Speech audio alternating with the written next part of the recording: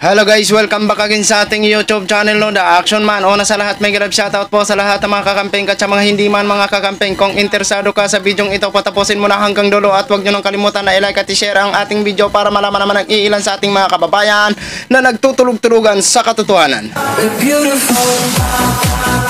So muli naman nagbabalik ang nag-iisa nyong host na si The Action Man para magbigay ng komentaryo at reaction sa mga mainit ng issue ng bayan. So ito ho mga ka-action, mga kakamping, no, may gusto lang ho ako na i-share sa inyo mga ka-action. Kunting way back ho tayo sa mga nakaraan ho mga ka-action. Kaya pala ito nanalo si Attorney Leni Robredo sa kanyang pagkakandidato noong 2016 sa pagka-Vice President mga ka-action. Ito ho mga ka-action, lumabas din ang totoo kung bakit nanalo ang ating manok na si Attorney Leni Robredo noong 2016 sa pagka-Vice President ng Pilipinas sa labanan nila ni Mr. President Bongbong Marcos. Eto ho mga ka-action, mamangha ho kayo at talagang tatagos po ito sa puso nyo ang kwento na ito mga ka-action. So alam naman ho natin na ito si Attorney Leni Robredo ay kongresista ng Bicol ho mga ka-action at bagitong-bagito sa larangan ng politika. Pero bakit nagawa niyang nanalo noong 2016? Yan ang dapat nating alamin mga ka-action, mga kakamping. Para hindi ho tayo magtagal mga ka-action, mga kakamping, panuorin na po natin ang nasabing video. Noong isang linggo, ipinakilala natin ang Vice Presidential bet ng Liberal Party na si Leni Robredo bilang byuda ni dating DILG Secretary Jessie Robredo at bagito sa Kongreso. Ngayong kakandidato siya bilang Vice-Presidente.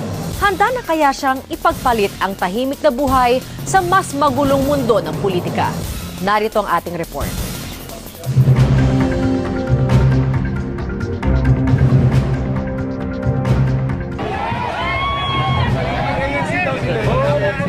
Baguhan sa politika, napukaw ni Leni ang atensyon ng sambayanan dahil sa simple niyang pamumuhay.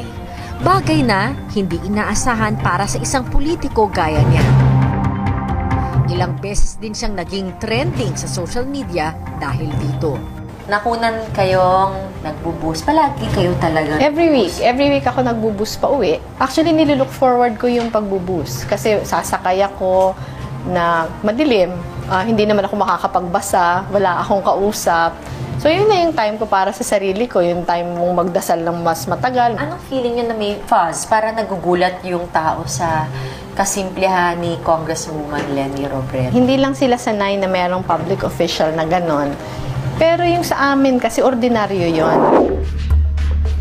Kung pagbabasehan ang pinakahuli niyang Statement of Assets, Liabilities, and Net Worth o SALN, masasabing isa si Leni sa pinakamahirap na kongresista sa bansa dahil sa net worth niya na nasa higit 8 milyong piso lamang. Kabilang dito ang 2 house and lot at ilang farmland sa Naga.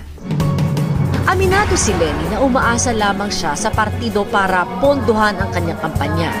Kaya naman tanong ng marami, paano niya babayaran ang utang na loob sa partido? Public perception, baka ginagamit kayo sa politika? Hindi naman siguro maaalis yun. Pero yung sa akin kasi, palagay ko hindi naman ako ginagamit. Opportunity itong makapagsilbi. Hindi lahat na tao nabibigyan ng ganitong pagkakataon. Kahit yung asawa. Kung tutuusin, tila second choice lamang daw siya na maging katandem ni Liberal Party Presidential bet Mar Rojas. Hindi pa rin limot sa kasaysayan ng partido ang naging issue sa pagitan ng asawa niyang si Jessie at ni Pangulong Aquino. Lalo't namatay si Jessie nang hindi opisyal na naia-appoint bilang kalihim ng DILG. Nalok ako ni Secretary Mar the day after the announcement of Senator Grace Poe na magpe-presidente siya. There were already talks before na isa ako sa mga kinoconsider. Alam ng lahat na ang priority si Senator Poe. Nung kinausap nga ako, marami akong ibang names na sinasuggest. Bakit hindi na lang si ganito? Sabi sa akin na ikaw lang yung tinitingnan, wala nang iba.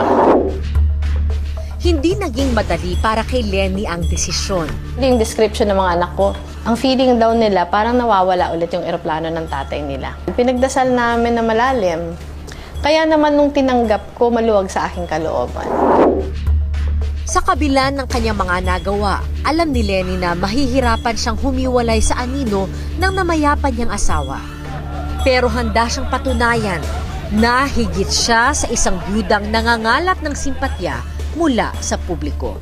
Sa akin naman palagay pag nakilala ako ng mga tao at na-compare sa mga kasamahan, hindi naman magiging mahirap. Yung pinaka-challenge lang talaga sa akin yan, paano ipakilala yung sarili ko. So yun na ho mga ka-aksyon, mga kakamping, no, napakinggan na po natin at napanood na po natin kung bakit po siya nanalo noong 2016 sa labanan nila ni Mr. President Bongbong Marcos. O palakpakan. O diba? Sa simpleng pamumuhay, sa simpleng pamamaraan at hindi naman pala kasinungalingan ang mga sinasabi ng ating mga kaibigan sa kabila na ito si Attorney Leni Robredo ay talagang totoo naman ho talaga na nagbabas ho talaga nung araw pa pala ito si Vice President si Attorney Leni Robredo ho mga ka-aksyon. Kasi ho nung kasagsagan ng labanan naman nila ni Bongbong Marcos sa pagka-presidente, dami-dami nga ho ang lumabas, nakisyo, nagpapaawa effect, nagburubas, pero yung palang mga picture na yon ay matagal na pala ho mga ka-aksyon. At matagal na din pala ginagawa ito ni Attorney Leni Robredo kahit nasa Congress pa siya, nagbabas din pala po ito. Totoo po talaga na makamasa ito si Attorney Leni Robredo at for short, hindi po siya maarte. Kaya niya makisalamuha kahit anuman ang posisyon niya sa gobyerno. Diba? Hindi tulad ng ating mga iilan na mga opisyal, kailangan naka-private service po yan, naka-private car po ang mga yan. So, yan ang nagiging dahilan at yan ang nakikita kong senaryo kung bakit ibinuto siya ng milyon-milyong Pilipino nung labanan nila ni Mr. President Bongbong Marcos nung sila ay nagtunggalian sa pagka-vice nung 2016, no? At siyempre naman, siyempre madadala din ang pangalan ni Attorney Leni Robredo dahil nga po sa namayapan niyang asawa na maganda naman ang record ni Jesse Robredo ho mga ka-aksyon. Kaya isa din po yun sa mga nagdala ng kanyang pagkapanalo kahit hindi man natin ipagkaila.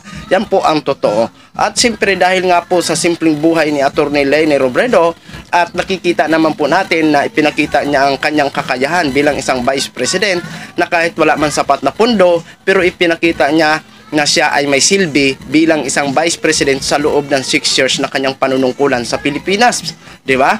At hanggang ngayon po, alam naman ho natin, hindi na po natin pwedeng balik-balikan o ulit-ulitin na sabihin kung ano ang mga ginagawa na maganda ngayon ni Attorney Leni Robredo. At hindi po may pagkaila na hanggang ngayon ay malakas pa rin sa masa si Attorney Leni Robredo. Tahimik nga lang siya ngayon, pero ang kanyang mga supporters nandyan lang ho para handang tumulong sa oras ng kanyang pangangailangan o sa oras ng kanyang laban sa susunod na eleksyon kapag tumakbo pa. So yan lang ho mga ka-aksyon, ginishare ko lang ho sa inyo ang nakakaantig na kwento ni Attorney Leni Robredo na naging dahilan kung bakit siya ibinuto ng milyon-milyong Pilipino. Maraming salamat po sa ating mga viewers Luzon, Visayas at Mindanao all over the world. Ako po ang inyong lingkod si The Action Man. Have a good day everyone. Beautiful.